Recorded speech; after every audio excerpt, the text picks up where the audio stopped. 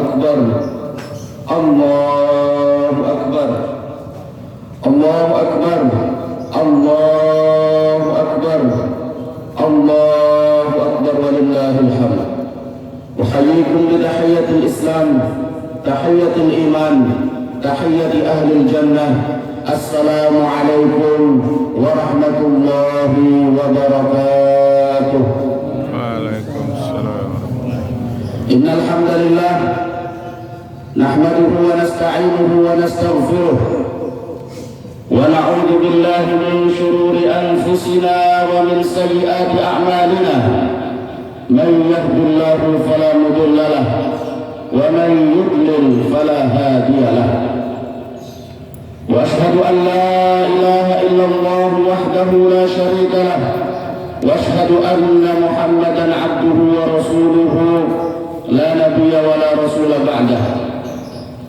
أما بعد فيا عباد الله، أوصيكم ونفسي بتقوى الله، فإن الله سبحانه وتعالى أمرنا بأن نتقيه حق تقاته، فقال يا أيها الذين آمنوا اتقوا الله حق تقاته ولا تموتن إلا وأنتم مسلمون. اللهم صل على سيدنا محمد وعلى آل سيدنا محمد كما صليت على سيدنا إبراهيم وعلى آل سيدنا إبراهيم، وبارك على سيدنا محمد وعلى آل سيدنا محمد كما باركت على سيدنا إبراهيم وعلى آل سيدنا إبراهيم في العالمين إنك حميد مجيد. الله أكبر الله أكبر الله أكبر الله أكبر الله أكبر. عباد الله، hadirin sidang salat Idul Adha rahimakumullah. Allah Subhanahu wa taala berfirman dalam salah satu ayat dalam Al-Qur'an yang Allah turunkan, faqala ba'da a'udzu billahi minasy syaithanir rajim, inna 'iddatash shuhuri 'inda Allahi 12 syahran fi kitabillah yawma khalaqas samawati wal arda minha arba'atun hurum dzalika ad-dinul qayyim fala tadhlimu fihinna anfusakum. Allah Subhanahu wa taala berfirman, sesungguhnya bilangan bulan-bulan dalam satu tahun ada 12 bulan. Di antara 12 bulan tersebut ada 4 bulan yang disebut dengan bulan haram. Dikatakan bulan haram, kemudian kita memaknainya dengan bulan yang mulia dan bulan yang suci, karena di 4 bulan tersebut, yaitu bulan Dzulqa'dah dan bulan Dzulhijjah yang sekarang kita berada di dalamnya, dan juga bulan Al-Muharram setelah Dzulhijjah, kemudian bulan Rajab. Dikatakan bulan haram dikarenakan di bulan-bulan tersebut kita dilarang melakukan segala sesuatu yang diharamkan oleh Allah. Segala sesuatu yang haram memang secara mutlak dilarang, akan tetapi di bulan-bulan haram keharamannya lebih, keharamannya akan dilarang lebih haram lagi. Di antaranya lagi diharamkan melakukan peperangan. Di antara 4 bulan haram, 4 bulan yang mulia tersebut terdapat bulan Dzulhijjah yang sekarang kita berada di dalamnya. Dzulhijjah, bulan yang ada musim hajinya sesuai dengan maknanya. Pada momen hari raya Idul Adha yang mulia ini, atau kita kenal dengan Idul Kurban, hari raya kurban, atau kita kenal dengan Al-Idul Akbar, hari raya besar. Di sini kita akan belajar tentang kisah yang sangat luar biasa yang diabadikan oleh Allah Subhanahu wa taala di dalam Al-Qur'an. Kisah Nabi Yuna wa Khalilullah Ibrahim alaihi salam dengan putranya Ismail alaihi salam. Kisah tersebut Allah Subhanahu wa taala abadikan. Faqala falamma balagha ma'ahu as-sa'ya qala ya bunayya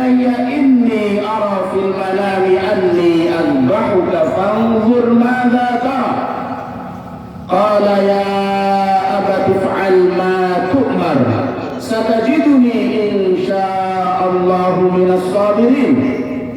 Falamma aslama wa tallahu lil jabin wa nadainahu an ya Ibrahim qad saddaqta ar-ru'ya inna kadzalika najzil muhsinin.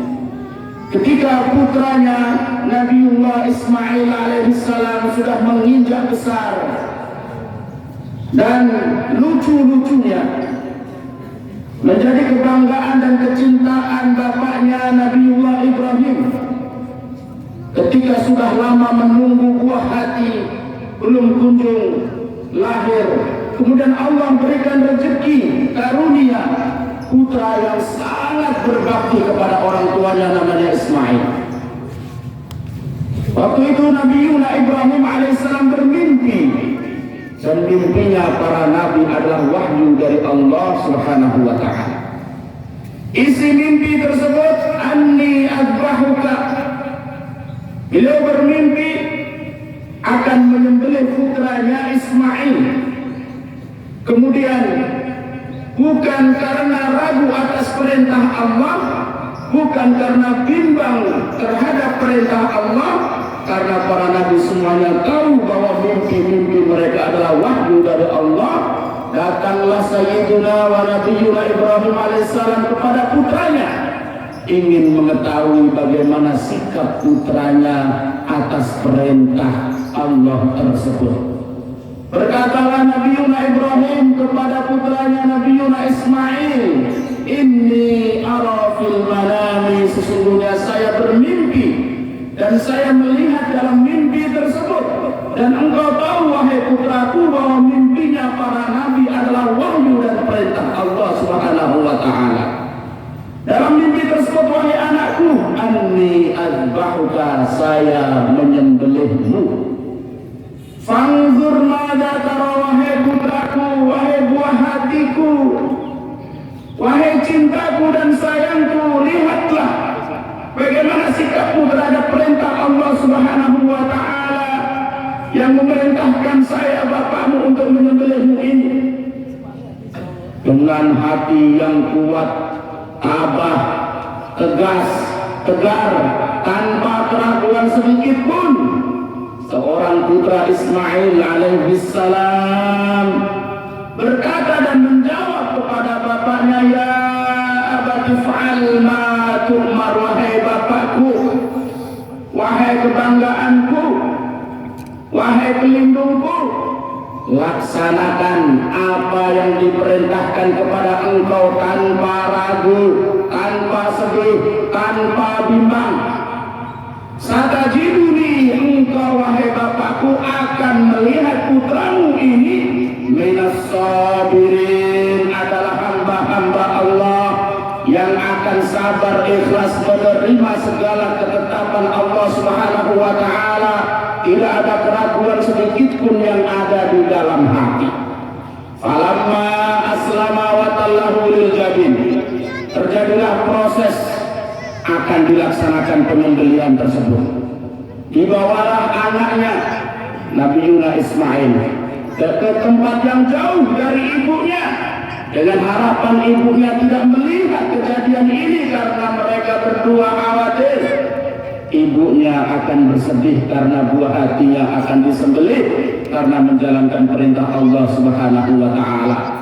Ketika sudah siap ditidurkan, belati akan dialirkan atau akan ditempelkan di lehernya, Nabiuna Ismail berkata kepada bapaknya Nabiuna Ibrahim, ya abatik fuf anni thawbaka, wahai bapakku, jauhkan, sing-singkan lengan bajumu biar tidak terkena darahku.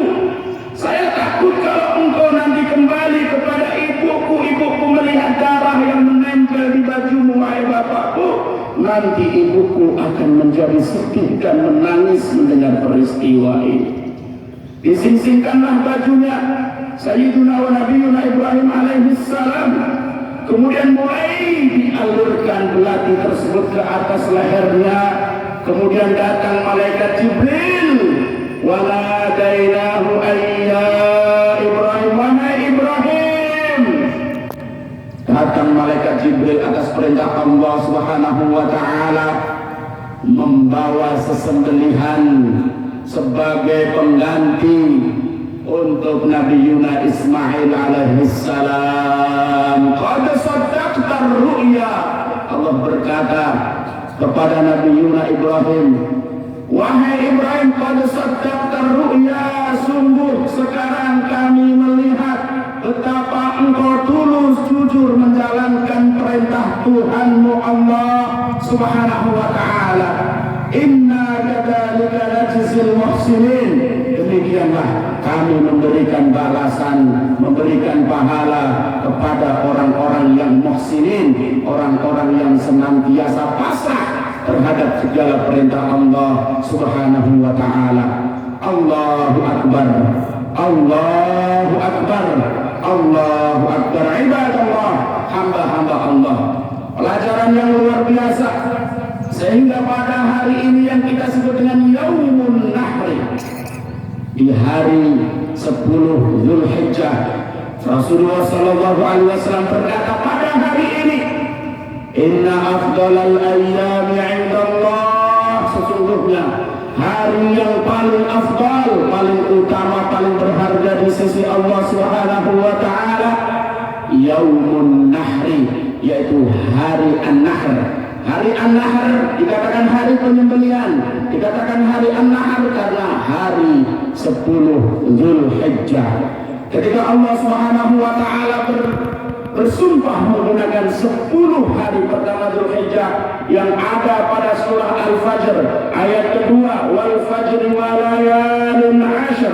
Allah bersumpah menyebutkan dengan menyebut 10 hari pertama bulan Dzulhijjah, menunjukkan bahwa bulan Dzulhijjah khususnya di 10 hari pertama, dan alhamdulillah sekarang Allah masih berikan karunia-Nya kepada kita masih menghirup nafas udara yang segar di hari ke-10 bulan Dzulhijjah, yang mana hari ini sesuai dengan sabda Rasul kita Muhammad sallallahu alaihi wasallam adalah hari yang paling afdal di sisi Allah Subhanahu wa taala. Setelah sebelumnya yaitu hari kemarin kita melaksanakan puasa Arafah, yang mana Rasulullah sallallahu alaihi wasallam mengatakan puasa tersebut dapat menghapuskan dosa 1 tahun setelahnya dan 1 tahun sebelumnya, dan juga hari-hari sebelumnya 8 Dzulhijjah yang kita kenal dengan Yaumut Tarwiyah, dan hari-hari sebelumnya dari awal Dzulhijjah. Karunia Allah yang luar biasa yang diberikan kepada kita umat Nabi Muhammad sallallahu alaihi wasallam. Allahu akbar. Allahu akbar. Allahu akbar walillahil hamd. Ibadallah, betapa besarnya pengorbanan atau contoh yang bisa kita ambil dari peristiwa Nabi Yuna Ibrahim dan Nabi Yuna Ismail. Seorang tua hendaknya tidak pernah menunjukkan kepada putranya kekasih hatinya kecuali jalan-jalan kebaikan, kecuali apa yang diperintahkan oleh Allah dan apa yang diperintahkan oleh Rasulullah sallallahu alaihi wasallam. Orang tua tidak boleh sedikit pun meragukan terhadap firman Allah dan juga sabda Rasulullah sallallahu alaihi wasallam, sekalipun itu berat, sekalipun itu bertentangan dengan hawa nafsunya. Orang tua sebagaimana kisah Nabi Yuna Ibrahim kepada Nabi Yuna Ismail harus memberikan pendidikan yang terbaik kepada putra dan putrinya agar mereka semuanya menjadi hamba-hamba Allah di atas muka bumi ini, memakmurkan bumi ini dengan keimanan. Demikian pula anak-anak putra dan putri baik laki-laki maupun perempuan tidak pula boleh melawan apa perintah orang tuanya selama perintah tersebut tidak mengandung unsur kemaksiatan.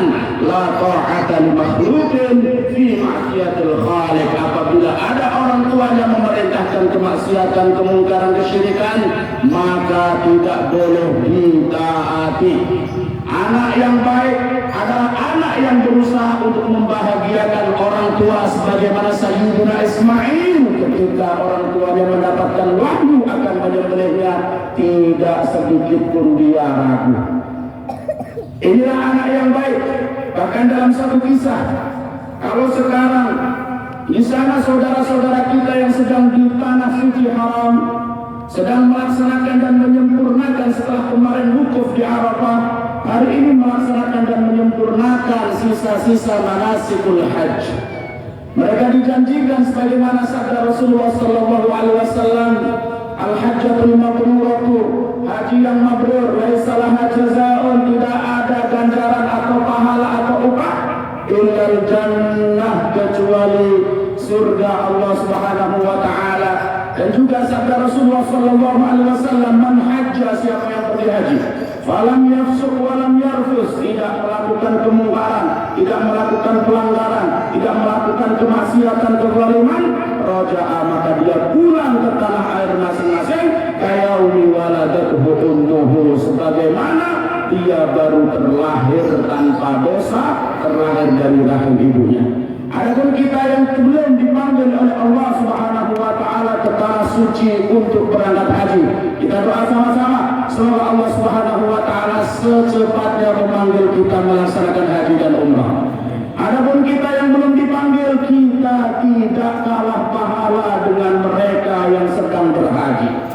Rasulullah sallallahu alaihi wasallam banyak mengajarkan kepada kita sehingga kita tidak perlu putus asa karena kesehatan kita tidak memungkinkan untuk ke sana, atau karena uang saku kita belum mencukupi untuk ke sana, atau karena aturan-aturan yang sekarang terjadi kita harus menunggu 10, 20 atau bahkan 30 tahun. Pasang niat yang kuat, hadirin jamaah yang dirahmati Allah Subhanahu wa taala. Pasang niat yang kuat, yang ikhlas, yang tulus karena Allah Subhanahu wa taala, maka Allah Subhanahu wa taala akan memberikan pahala kita seperti mereka. Beberapa hal yang bisa kita lakukan agar kita enggak kalah pahala dengan mereka. Alhamdulillah, kemarin kita sudah melaksanakan puasa Arafah dan hari ini kita melaksanakan sholat Idul Adha, dan kemudian kita akan melanjutkan berkurban, menyembelih hewan yang disyariatkan oleh Rasulullah sallallahu alaihi wasallam. Banyak hal yang bisa kita lakukan agar kita tidak kalah pahala dengan mereka yang sedang berhaji. Di antaranya sebagaimana yang sudah biasa kita lakukan adalah Rasulullah sallallahu alaihi wasallam bersabda, man shallal ghadata fi jama'atin thumma qa'ada yadhkurullaha subhanahu wa ta'ala hatta tatlu'a asy-syams thumma shalla rak'atain kanat lahu mislu ajri hajjatin. Qala Rasulullah sallallahu alaihi wasallam, kamatin. Itu yang pertama. Apa itu? Barang siapa yang melaksanakan sholat subuh, sholat fajar, kemudian setelah selesai sholat dia duduk berzikir, menyebut nama Allah, menyebut nama Rasulullah, membaca ayat-ayat Allah, mendengarkan ilmu qala Allah wa qala Rasulullah, kemudian sampai terbit matahari, menunggu 10, 15 atau 20 menit sehingga matahari meninggi ke atas, kemudian dia sholat 2 rakaat, kata Rasulullah sallallahu alaihi wasallam, dia mendapatkan pahala seperti pahala haji yang sempurna. Yang kedua, man kharaja min baitihi mutatahhiran ila salatin maktubatin fa ajruhu ka ajril hajjil muhrim. Barang siapa yang keluar dari rumahnya dalam keadaan sudah bersuci menuju sholat fardu di masjid, maka dia mendapatkan pahala seperti pahalanya orang yang sedang berhaji dan yang sedang berihram di tanah suci. Yang ketiga, man ghada ilal masjid, siapa yang pergi ke masjid, siapa yang pergi ke suatu tempat, la yuridu illa an yata'allama khairan aw yu'allimahu, yang dia inginkan pergi ke masjid tersebut atau ke tempat tersebut, dia menginginkan untuk belajar kebaikan, untuk mendengar sabda Rasulullah, untuk mendengar firman Allah Subhanahu wa taala, untuk mendengar ajaran-ajaran kebaikan yang dibawa oleh Rasulullah melalui Islam ini, kana lahu mislul haji kamin hajjuhu, maka dia mendapatkan pahala seperti pahala orang yang berhaji yang sangat sempurna hajinya. Lanjutan hadis tersebut, man raha ilal masjid la yuridu illa an yata'allama khairan aw mu'allimah. Siapa yang pergi, kalau ghada tadi di waktu pagi, kalau roha ini waktu sore, siapa yang pergi ke masjid atau ke suatu tempat, di situ dia ingin belajar kebaikan, ingin belajar agama, ingin mendengarkan firman Allah dan sabda Rasulnya Muhammad sallallahu alaihi wasallam, maka dia mendapatkan pahala haji dan umrah yang sangat sempurna hajinya dan sangat sempurna umrahnya.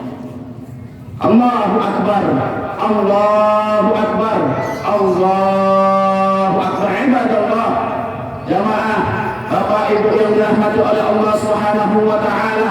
Satu lagi yang tidak kalah pahala seperti pahala orang-orang yang berhaji, yaitu barang siapa yang masih dikaruniai oleh Allah orang tua, berbakti kepada orang tua, pahalanya sama dengan pahala orang yang berhaji, orang yang berumrah, bahkan orang yang berjihad. Datang salah seorang di masa Nabi Muhammad sallallahu alaihi wasallam dan berkata, ya Rasulullah, wahai Rasulullah, inni ashtahil jihad, saya pengen ikut jihad. Kemudian Rasulullah sallallahu alaihi wasallam menjawab, hal baqiya min walidayka ahadun, adakah engkau masih punya orang tua? Qala, orang tersebut berkata, na'am, iya masih. Ummi, masih ada ibuku ya Rasulullah. Kemudian Rasulullah sallallahu alaihi wasallam bersabda kepada dia, mengatakan pada dia, berbaktilah engkau kepada ibumu, karena kebaktianmu kepada ibumu sampai ibumu ridho kepada kamu, fa anta hajjun wa muqtamirun wa mujahidun, maka pahala kamu seperti pahalanya orang yang haji, orang yang umrah, dan juga orang yang jihad di jalan Allah Subhanahu wa ta'ala. Allahu Akbar, Allahu Akbar, Allahu Akbar.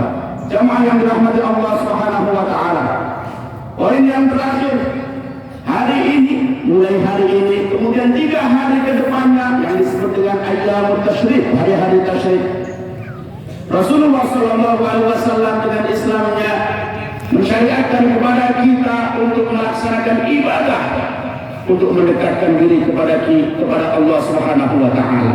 Ibadah tersebut namanya ibadah kurban, atau dalam bahasa fikihnya disebut dengan al-udhiyah, berkurban, atau boleh juga disebut dengan al-kurban. Al-udhiyah karena sesuatu yang akan kita korbankan tersebut akan kita korbankan di waktu duha. Kemudian disebut al-kurban karena sesuatu yang akan kita korbankan tersebut akan membawa kita dekat kepada Allah Subhanahu wa taala.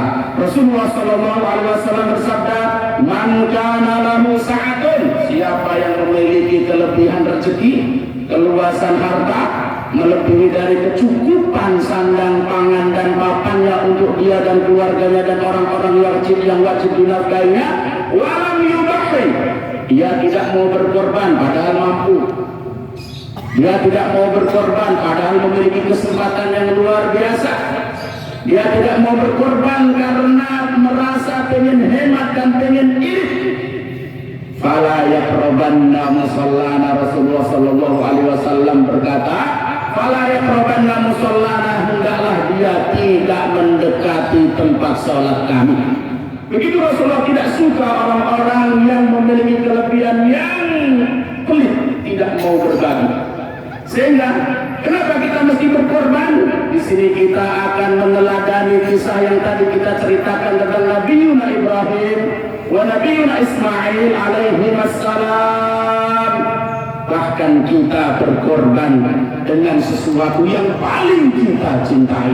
Lan tanalul birra hatta tunfiqu ma tuhibbun. sungguh kalian tidak akan mencapai derajat albir, kemuliaan, kebajikan, hatta tunfiqu, sehingga kalian mau mensedekahkan, menafkahkan apa-apa tuhibbun, yang betul-betul kalian cintai. Kisah Nabi Ibrahim dan Nabi Ismail alaihissalam mengajarkan kita untuk berkorban dari sedikit rezeki yang telah Allah berikan. Rezeki tersebut memang kita cintai dan kita inginkan. Selama ini kita berusaha untuk mendapatkannya, akan tetapi Islam, Muslim pasrah kepada Allah Subhanahu wa Ta'ala ketika kita melaksanakan sesuatu karena Allah, untuk Allah, tidak perlu ragu dan tidak perlu pikir-pikir panjang. Siapa yang memiliki kelebihan dan tidak mau berkorban, maka jangan mendekati musola kami, sebagaimana sabda Rasulullah Sallallahu Alaihi Wasallam. Yang kedua, momen korban ini adalah momen silaturahim, karena hewan yang kita korbankan dan kita sembelih tidak untuk kita makan sendiri. Boleh kita mengambil dari sebagian dagingnya. Para ulama mengatakan sepertiga untuk kita sendiri, sepertiga lagi untuk fakir miskin, sepertiga lagi untuk dikasihkan pada orang-orang yang ada di tetangga kita, saudara-saudara kita, kerabat kita. Momen ini adalah momen mempererat tali persaudaraan, tali silaturahim, berbagi bersama, berbagi rezeki, berbagi kelapangan, karena yaumul Id, karena hari raya adalah yaumu aklin wa syurbin wa sururin, hari makan, hari minum, hari berbahagia. Mari kebahagiaan ini kita berbagi bersama sesama tetangga, sesama saudara, sesama orang-orang yang khususnya membutuhkan, yang selama ini butuh kasih sayang kita, butuh uluran tangan kita, butuh agar kita bersama dan membersamai mereka. Allahu Akbar, Allahu Akbar, Allahu Akbar. Ibadallah, barang siapa yang hidupnya karena akhirat, tentunya karena Allah Subhanahu wa Ta'ala, agar kita ingat bahwa semuanya apa yang ada di tangan kita ini milik Allah dan harus kembali kepada Allah. Tentunya akan kembali kepada Allah, mau tidak mau akan kembali kepada Allah. Maka jangan sampai apa yang ada di tangan kita ini tidak terbelanjakan untuk Allah Subhanahu wa Ta'ala. Sebagian berkata, untuk apa kita membelanjakan sesuatu untuk Allah? Bukankah Allah Maha Kaya, nggak butuh dari kita? Hadirin yang dirahmati Allah Subhanahu wa Ta'ala, segala ketaatan yang kita lakukan hakikatnya bukan karena Allah, artinya bukan untuk kemanfaatan Allah, akan tetapi untuk kemanfaatan kita sendiri. Man in ahsantum ahsantum li anfusikum wa in asatum falaha. Apabila engkau berbuat baik, apabila engkau melakukan ketaatan, maka kebaikan dan ketaatan tersebut untuk kemaslahatan dan kemanfaatan kita sendiri. Wa in asatum, apabila kita melaksanakan keburukan, kemungkaran, kemaksiatan, maka kita juga yang akan menanggung ganjarannya. Karena Allah Maha Kaya, sebetulnya nggak butuh pada ketaatan kita. Kita yang butuh pada ketaatan kita agar kita selamat di sisi Allah Subhanahu wa Ta'ala. Allah Maha Kaya, Allah Maha terpuji, nggak butuh pujian kita. Kita memuji Allah hakikatnya untuk kebaikan kita sendiri, untuk kemaslahatan kita sendiri. Allahu Akbar, Allahu Akbar, Allahu Akbar. Ibadallah, di akhir khutbah ini saya berpesan untuk diri saya sendiri, hadirin yang hadir pada sidang sholat Id.